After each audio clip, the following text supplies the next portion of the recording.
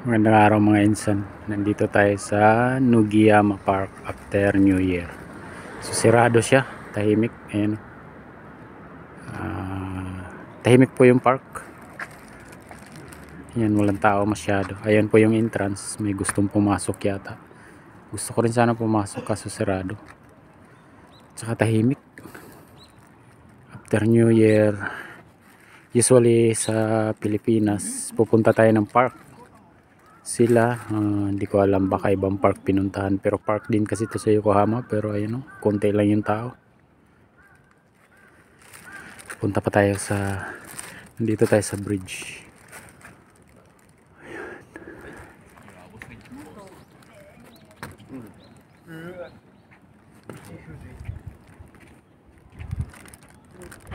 So, punta tayo dun sa pinaka park, yung space na playing ground ng park.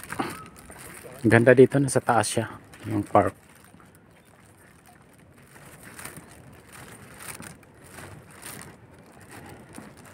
Ayan, may view kunti dyan.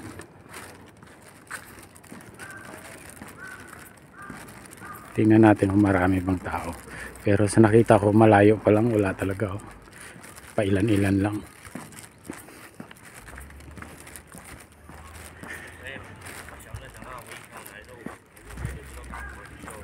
Pero kasi kapag ganitong long weekend, 1 week and 2 days dito sa Japan, start nung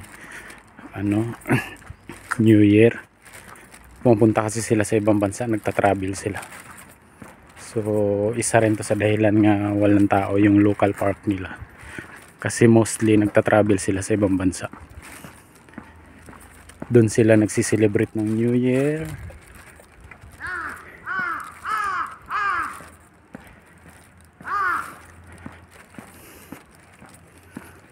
Malapit na tayo sa pinaka park.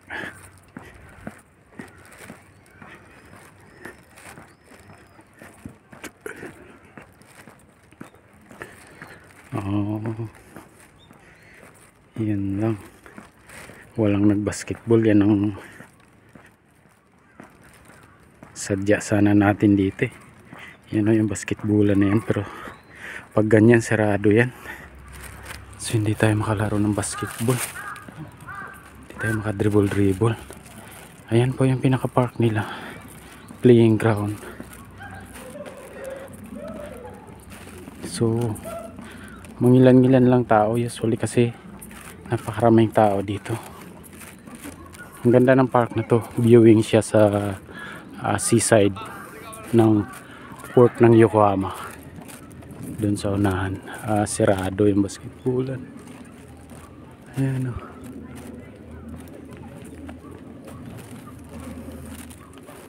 Sirado siya, nakakandado.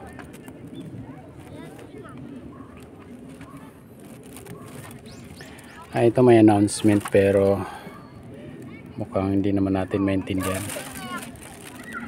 Pero sinabi niya dito, ito December to, 29 month day, then month day. So December 29 to January 3. Yun lang. Kanji, mahirap basahin. Ito lang ang kaya nating basahin. Nade. Pero ito hindi natin kaya basahin. Ito, ano pa rin to, D.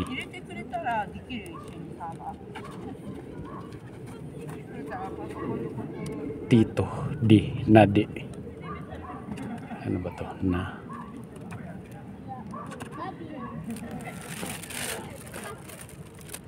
So yun, siguro sirado siya, pero yun nga, hindi ko kaya basahin yan. Ito may ibig sabihin yan. Pwede natin yan Google Translate, pero since naka video tayo, hindi naman natin ma-open yung double up. Isa lang.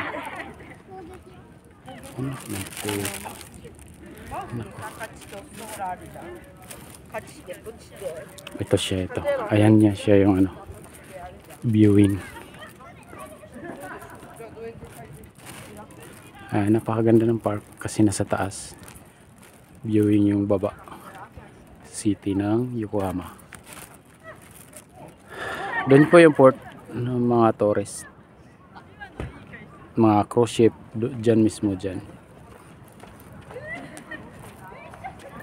Ayan po. So yung tirahan natin dyan po banda. Ayan lang po. Konti lang yung tao. Hindi katulad sa atin. Pagkatapos ng New Year, puno yung mga park. Kakaiba dito. Sobrang tahimik. Pwede bali mag-enjoy pa rin tayo since enjoy life every minute, no, hour, day, year, as long as you can. So valued, no? Valued your time and make memorable. So enjoy.